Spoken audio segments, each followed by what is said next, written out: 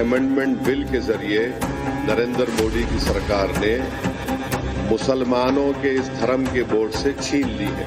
दुर्भावनापूर्ण एक्ट है ये अमेंडमेंट है, ये सोसाइटी के लिए, कम्युनिटी के लिए या मुल्क के लिए। हिंदू मुसलमान पास आ रहे या दूर हो रहे,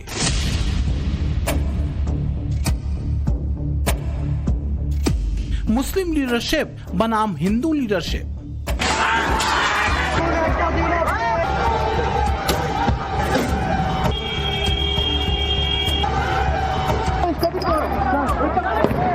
वक्त के नाम पर लाखों एकड़ लैंड कब्जे की गई है। बीजेपी और एनडीए के सपोर्टिंग पार्टी, तो इनकी सपोर्ट से बीजेपी ने एक काले कानून को बनाया है। दिक्कत कहाँ है, क्यों है और क्या कोई शय है? मोदी सरकार कानून वापस लो।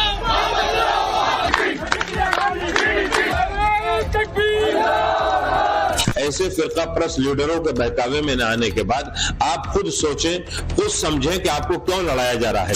ये धर्म और जात की राजनीति से लोग थोड़ा दूरी बनावे, क्योंकि ये देश भाईचारे का देश है। अगर आप आजादी से नहीं करने देंगे लोगों को, जो लोग मस्जिद में पट्टी बांध करके आजाद सुकून के साथ कर रहे हैं, आप उनको भी बंद करेंगे तो यही होगा। नमस्कार, पाठशाला की वीकेंड वाली एक्स्ट्रा क्लास में आपका स्वागत है। मैं हूं सुशांत सिन्हा। आज की एक्स्ट्रा क्लास का चैप्टर दरअसल 2 सवालों के जवाब की तलाश है। पहला सवाल यह कि इस देश में हिंदू मुसलमान पास आ रहे हैं या फिर दूर हो रहे हैं। पिछले हफ्ते भी मैंने इसी सवाल से एक्स्ट्रा क्लास की शुरुआत की थी। आज उसी का दूसरा हिस्सा आपके लिए लाया हूं। इसे आप एक्सटेंशन कह सकते हैं, क्योंकि ये इतना अहम और गंभीर मुद्दा है जिसको बिना इतिहास को पढ़े, बिना दोनों समुदायों के कथित लीडर्स के मनोविज्ञान को जाने समझा नहीं जा सकता। आज इन प्रश्नों के उत्तर इतिहास के हवाले से भी आज आपको बताऊंगा। सवाल यह है कि अगर हिंदू मुसलमान पास आ रहे हैं तब तो ठीक है, लेकिन अगर दूर हो रहे हैं तो दिक्कत कहां है, क्यों है, क्या इसके पीछे कोई शय शामिल है? इन सारे सवालों के जवाब आज आपको मिलेंगे, लेकिन शुरुआत इस रिपोर्ट से। वो हिंदुस्तान जिसकी तुलना हजरत अमीर खुसरो ने जन्नत से की थी, हमारा हिंदुस्तान जन्नत का वो बगीचा है जहां तहजीब का हर रंग फला फूला है। सूफी परंपरा ने न केवल इंसान की रूहानी दूरियों को खत्म किया, बल्कि दुनियावी दूरियों को भी कम किया है। कहीं ऐसा तो नहीं कि माहौल बिगाड़ने का इल्जाम लगाकर कट्टरपंथी जमातें अपनी घुटी हुई सियासत की जमीन तैयार कर रही हैं? कहीं ऐसा तो नहीं कि वक्त की संपत्ति हाथ से फिसलते देख कुछ कट्टरपंथी मौलानाओं ने अपनी खींच मिटाने के लिए ये जुमला उछाला है? बीते करीब 1 दशक से ऐसा ही एक नैरेटिव चलाया जा रहा है कि जब से मोदी सरकार देश में आई है, हिंदू मुसलमान के बीच खाई गहरी है। क्या सिर्फ इसलिए क्योंकि पीएम मोदी के राज में राम मंदिर का निर्माण हुआ, गुलामी के प्रतीक चिन्हों और नामों को बदला गया, हिंदू मंदिरों को तोड़ने वाले आक्रांताओं का सच सामने आया, मुस्लिम आक्रांताओं के सनातनियों और उनकी संस्कृति पर हुए अत्याचार सामने आए, क्योंकि तुष्टीकरण के बजाय संतुष्टीकरण की बात पीएम मोदी ने की। हमने इसी नैरेटिव के पीछे के सच को समझने की कोशिश की, दोनों पक्षों के उन चेहरों से की जो कि अपने अपने समुदाय में असरदार पकड़ रखते हैं। हमने उनसे पूछा कि हिंदू मुसलमान को लेकर हेट नैरेटिव के पीछे की वजह क्या है। तो ये तमाशे बर्दाश्त नहीं किए जाएंगे। ये तमाशे बेहद खतरनाक हो रहे हैं और इससे मुसलमान समाज का नहीं, हिंदू समाज का नहीं, हमारे देश का नुकसान हो रहा है और इस नुकसान को बर्दाश्त नहीं किया जाएगा। हमें नहीं लगता है कि कोई रोक रहा है। अभी हिंदू जग ही नहीं रहा तो कोई रोक नहीं रहा है। सब लोगों की एकता की आवश्यकता, श्रद्धा पूर्वक आप आएंगे तो सबका स्वागत है, क्योंकि हमने रहीम को भी स्वीकार किया, रस खान को भी स्वीकार किया, तो हमें कोई दिक्कत नहीं है, पर कायदे में रहेंगे तो फायदे में रहेंगे। अगर प्रश्न वर्तमान के हैं तो क्या उनके उत्तर कहीं इतिहास के गुजरे दौर में पड़े हैं? इसे हम समझने की कोशिश आगे करेंगे, लेकिन ये बात भी कई बार कही जाती रही है कि आजादी के पहले और आजादी के बाद मुस्लिम समुदाय को एक वोट बैंक की तरह इस्तेमाल करते कथित सेकुलर पार्टियों ने जमकर तुष्टीकरण के खेल को खेला। कुछ इतिहासकार दावा करते हैं कि अपने देश में बहुसंख्यक हिंदू आबादी के साथ हुए बर्बर जुल्म सितम को गंगा जमुनी तहजीब के पानी से धो पोंछ कर साफ कर दिया गया। क्या तुष्टीकरण के खेल और वोट बैंक पॉलिटिक्स के लिए जानबूझकर संघ और मुसलमानों के बीच खाई बढ़ाई गई? क्या यह सिर्फ इसलिए किया गया ताकि आगे चलकर हिंदुओं को जाति में बांटो और मुसलमानों को हिंदू एकजुटता का डर दिखाकर सत्ता की परमानेंट व्यवस्था कर ली जाए? अब देखिए कि तुष्टीकरण का चस्का कैसे कांग्रेस ने मुसलमानों के कट्टरपंथी लीडर्स को लगाया। कहते हैं इसकी नींव पड़ी 1919 में, जब अली बंधुओं के नेतृत्व में तुर्की के खलीफा के समर्थन में खिलाफत सम्मेलन हुआ, जिसमें अंग्रेजों के तुर्की में खिलाफत की बहाली की मांग की गई। कायदे से देखा जाए तो इसका न तो हिंदुस्तान से कोई लेना देना था, ना ही हिंदुस्तानी मुसलमानों से, लेकिन मजहबी सनक थी, कौम की बात थी। तब गांधी जी ने अपने असहयोग आंदोलन और खिलाफत आंदोलन दोनों को साथ में जोड़ दिया। हालांकि जल्दी ही यह समझ में आ गया कि खिलाफत आंदोलन अहिंसक तो कतई नहीं, क्योंकि खिलाफत आंदोलन के नाम पर देश में ऐसे दंगे भड़काए गए कि इसमें हिंदुओं को निशाना बनाया गया। मोपला नरसंहार इसी खिलाफत आंदोलन के नाम पर हुआ। इस समय एक बात साफ हो चुकी थी कि कांग्रेस कम से कम हिंदुओं पर हो रहे अत्याचारों पर मौन थी। लेकिन तब डॉक्टर अंबेडकर ने मोपला नरसंहार पर खूब लिखा और बोला। बाबा साहब अंबेडकर ने अपनी किताब पाकिस्तान और द पार्टीशन ऑफ इंडिया में मोपला दंगों में हिंदुओं के नरसंहार पर तीखी टिप्पणी की थी, खासकर हिंदू मुस्लिम एकता और कांग्रेस के मुस्लिम तुष्टीकरण को लेकर।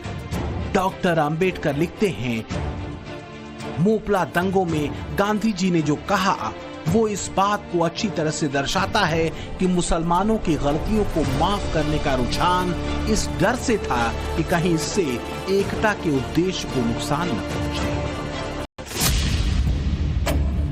तो सवाल वही है कि क्या हिंदू मुस्लिम एकता का जिम्मा और जवाबदेही कांग्रेस ने एक तरफा हिंदुओं के कंधे पर डाल दी, जो आजादी के बाद भी जारी रही।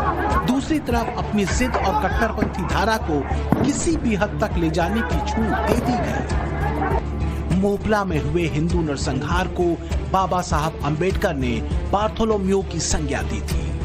बाबा साहब अंबेडकर ने पाकिस्तान और पार्टीशन ऑफ इंडिया में वर्ष 1921 में हिंदुओं की हत्याओं, हिंदू लड़कियों के बलात्कार और जबरन धर्मांतरण, हिंदुओं के घरों में लूट, आगजनी के विषय को विस्तार से लिखा।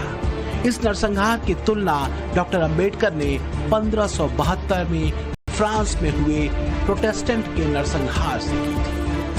वो आगे लिखते हैं कि मोपला में हिंदुओं के नरसंहार पर कांग्रेस की वर्किंग कमेटी की तरफ से पास रिजोल्यूशन दिखाता है कि कांग्रेस इस बात को लेकर कितनी सावधान थी कि किसी भी कीमत पर मुसलमानों की भावनाएं आहत न हो। कहीं ऐसा तो नहीं कि इतिहास के ऐसे स्याह पन्नों ने कभी हिंदुओं और मुसलमानों के बीच भरोसे की रोशनी कायम होने ही नहीं दी। हेट नैरेटिव का चैप्टर क्या इतिहास के ऐसी ही घटनाओं से जुड़ता है? जिस प्रकार से हिंदू मुसलमान पर चर्चा हो रही है, आप समझ सकते हो कि मुसलमान शुरू से ही कट्टर रहा है। धर्म के आधार पर देश का बंटवारा मुसलमानों ने किया। इस बीच में हिंदू जागरूक हुआ है, हिंदू सतर्क हुआ है, हिंदू सजग हुआ है, हिंदू अपने मांगों के लेकर मुखर हुआ है, जिसका परिणाम स्वरूप है कुछ लोगों को लगता है कि हिंदू मुसलमान हो रहा है।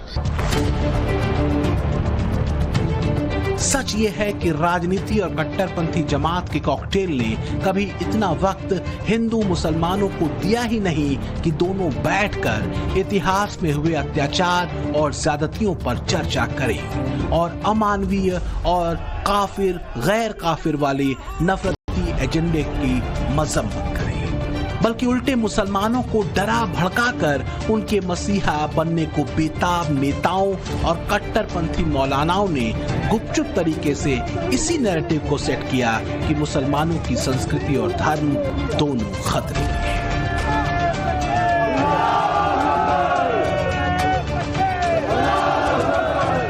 14 से हम देख रहे हैं मुसलमानों के साथ जो जस्टिस हो रहा है, उनके मकान बुलडोज किए जा रहे हैं। ईद के दिन उनको नमाज पढ़ने की इजाजत नहीं है, उनकी मस्जिदों पे कब्जा किया जा रहा है। यहाँ तक कि जो मुसलमान बादशाह हैं उनकी कब्रें खोदने की बात हो रही है। तो आप किस जस्टिस की बात कर रहे हैं? क्या ये कोई जो अमेंडमेंट वक्फ में क्या मुसलमानों से पूछा? क्या आपने मुसलमानों की राय ली? जिस चीज के मुसलमान खिलाफ हैं, क्योंकि हमारे कब्रिस्तान, हमारी जियारतें, हमारी मस्जिदें, हमारी जमीनें सब हमसे छीनना चाहते हैं। नैरेटिव ऐसा ही सेट किया जा रहा है। वो पार्टियां जिन पर बीजेपी सेक्युलरिज्म के नाम पर कम्युनल पॉलिटिक्स के आरोप लगाती है और कट्टरपंथी मौलाना ऐसे ही नैरेटिव सेट करने में लगे। वो वक्फ बिल में संशोधन को इस्लाम पर हमला बताते हैं, नागरिकता संशोधन कानून को मुसलमानों के खिलाफ बताते हैं, यूसीसी को मुसलमानों की धार्मिक आजादी पर चोट कहते हैं और तो और राम मंदिर पर आए सुप्रीम कोर्ट के फैसले तक पर सवाल उठाते हैं। इसे वो अन्याय बता चुके हैं। कोई अमेंडमेंट नहीं हो सकता, वो वापस लेना होगा। वहाँ पर एक भी शिक उसमें ऐसी नहीं है, एक भी खिलाफ ऐसा नहीं है जो वक्त के फायदे में हो। सबके सब जो है वो वक्त के नुकसान में है।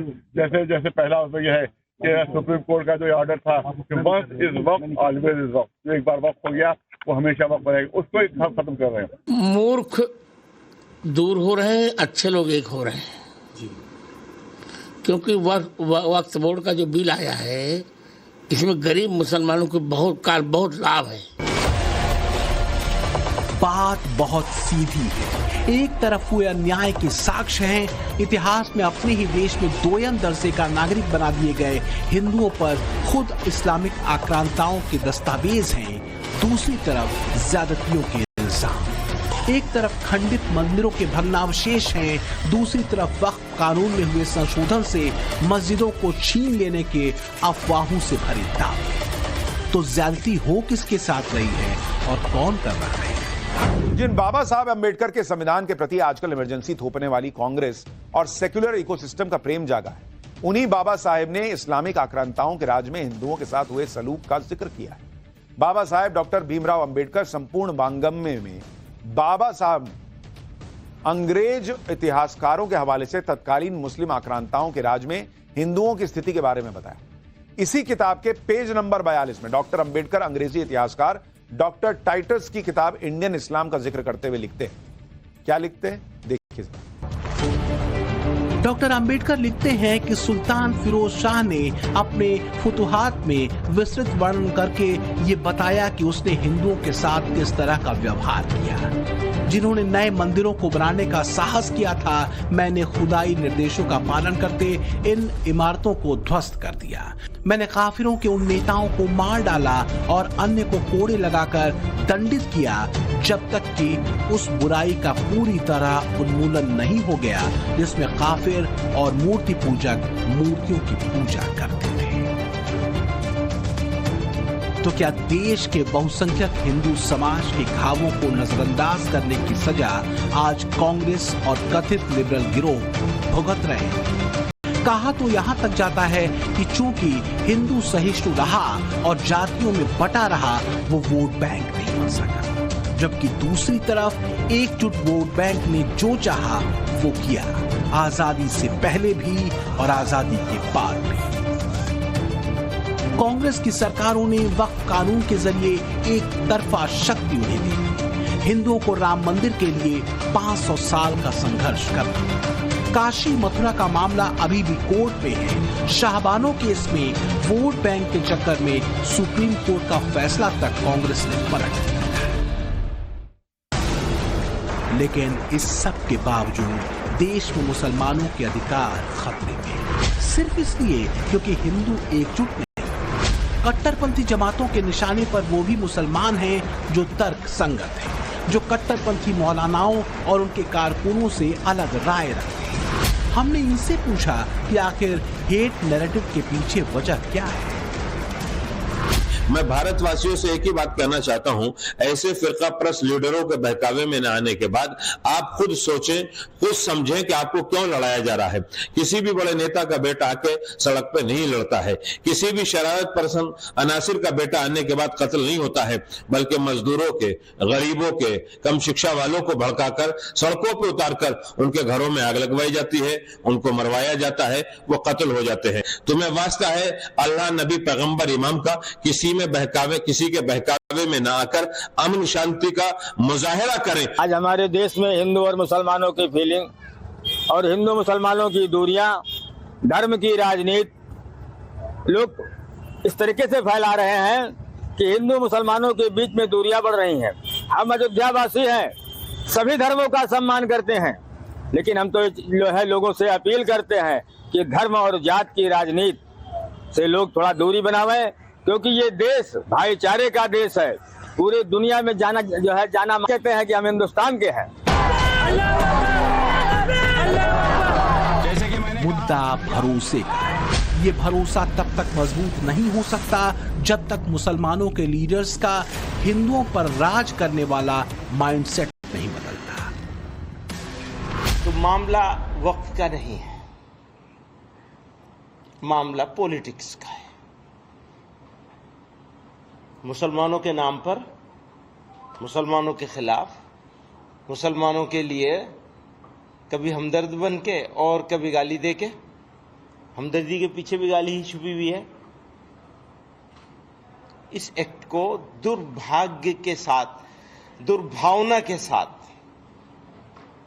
दुर्भावनापूर्ण एक्ट है ये अमेंडमेंट है। ये सोसाइटी के लिए, कम्युनिटी के लिए या मुल्क के लिए, मान लो सोसाइटी के लिए, मुसलमानों के लिए खराब होता, मुल्क के लिए अच्छा होता तो भी हमारे सर आंखों पे हो सकता था।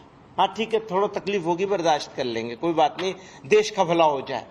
न देश के लिए, न कॉमन सोसाइटी के लिए, इंडियंस के लिए, और न ही मुसलमानों के लिए, किसी के लिए ये कानून सही नहीं है और इस तरह के अमेंडमेंट सही नहीं है।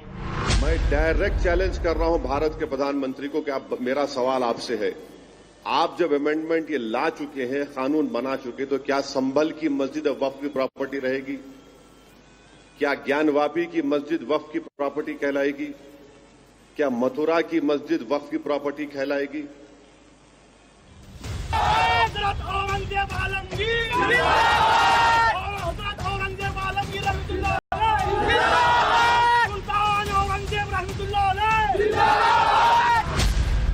मुस्लिम तबके में एक वर्ग ऐसा है जो हिंदुस्तान पर इस्लामी राज के नॉस्टैल्जिया से बाहर नहीं आ सका है।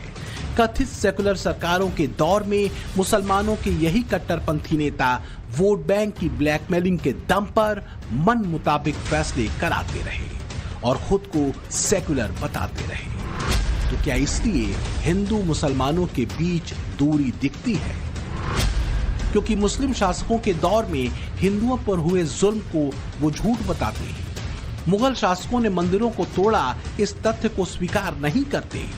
जबरन धर्मांतरण की बात को हिंदुत्ववादियों का प्रोपेगेंडा बताते हैं और इतिहास के पन्नों पर अंकित तथ्यों से जब तक मुसलमान मुंह मोड़ता रहेगा, हिंदुओं के साथ उसके शासकों के जुल्म सितम पर गर्व करता रहेगा, तब तक दूरी मिटेगी, इस बात पर संदेह।